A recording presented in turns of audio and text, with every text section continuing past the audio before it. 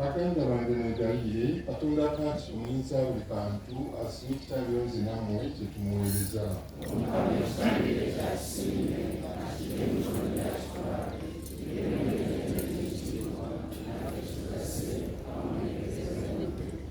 Mukama Katonda waffe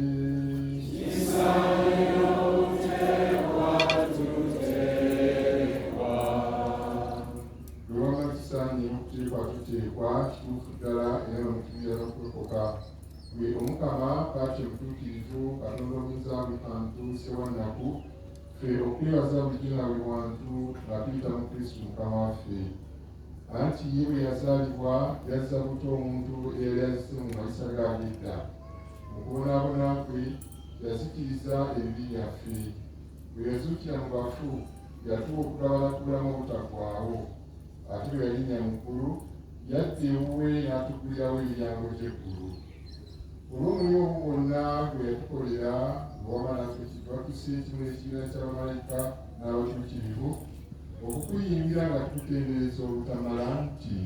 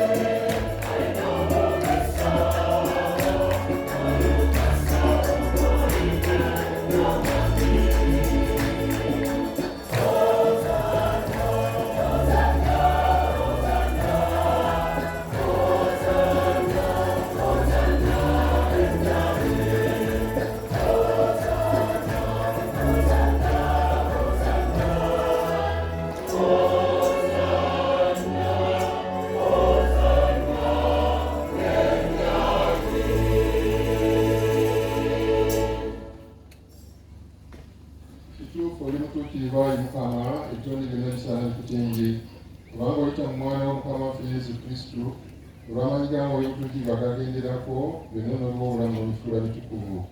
Tolina kwekuŋŋaanyiza abantu okuva ebuvanjuba okutuuka ebugwanjuba, ekitambiro ekitukuvu ne kiweerezebwa erinnya lyo.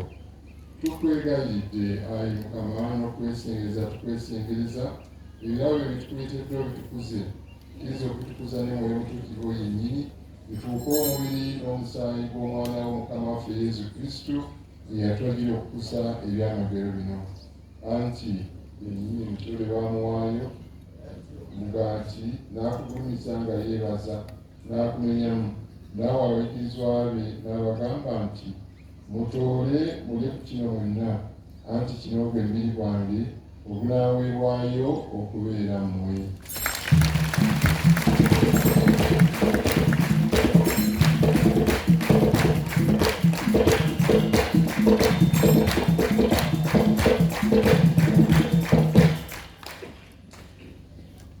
Era bwamala okulya n'addira kaliisi n'akulumiza nga yeebaza, naawe abayigirizwa be n'abagamba nti, mutoole mulye kuno mwenna, anti eno ye kaliisi y'omusaayi gwange ogw'endagaano empya ate olubeerera, ogunaayibwa okubeera mmwe n'okubeera abangi okusonyisa ebibi, kino mukikolanga lwa kunzijukira.